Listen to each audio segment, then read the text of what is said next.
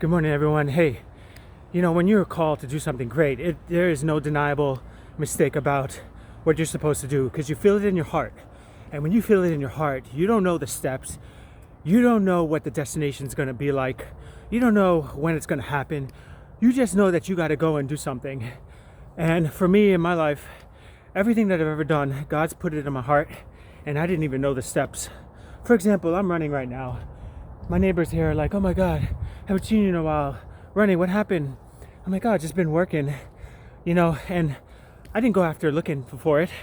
They came after looking for me because God's given me a gift to inspire and help people and give them hope. Now, when you have that gift and it's put in your heart to do, you're not going to know the steps. It's actually going to look like everything is falling apart.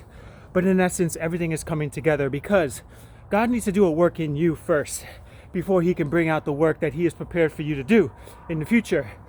But where people miss it is they want to stay nice and comfortable and they want everything to go according to their plan.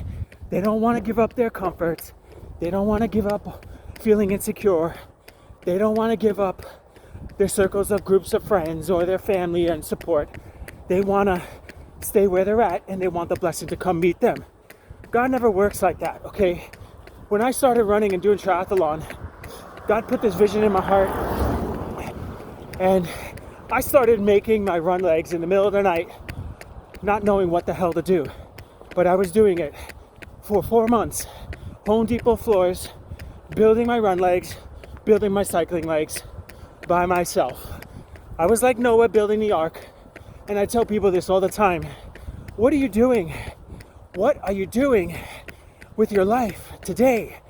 Are you taking steps of faith with action? Or are you just reading the scriptures and believing, but never putting action towards it? What are you doing? I had to turn away from a lot of groups of people and friends. I lost a lot of love. People were misunderstanding me. What were my friends were now my enemies. Bosses that were with me were now against me.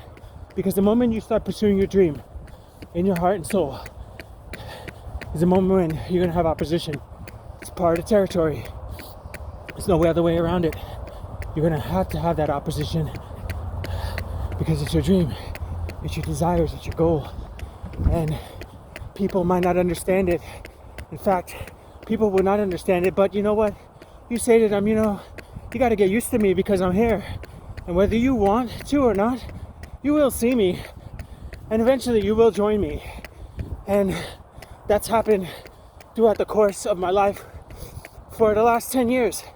People were opposing me, slandering my name, calling me different things that I wasn't not, trying to create animosity, turmoil, confusion, trying to talk me out, thinking really, really bad about me, how you're not a good person, you're sleeping around with all these women, which wasn't true, you're not doing the things that you said you were going to do, which isn't true, because people will try to put you into their box because they want you to stay the way they want you to be.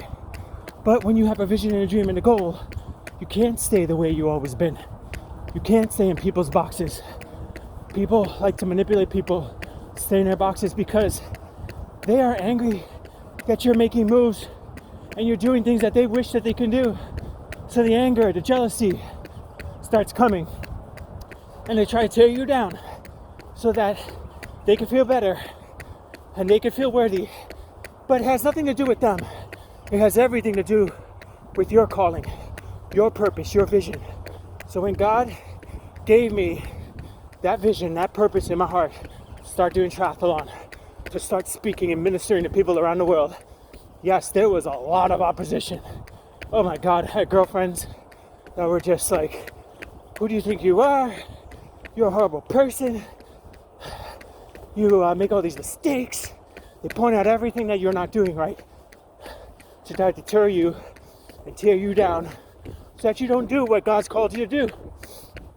But if you have a vision and you know what you're supposed to do, you know that you're never going to be happy unless you do that.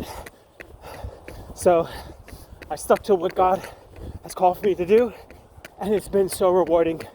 yes, it's been a lot of painful moments, lost love, being misunderstood, slandering my name, lies, all those different things. And I just endured it. I said, hey, you know what? Everybody hates a carbon copy. All the copies hate the original. I said that wrong, but you got it. All the copies hate the original. That's what's up. Let's go, let's get after it. Live free, live amazingly.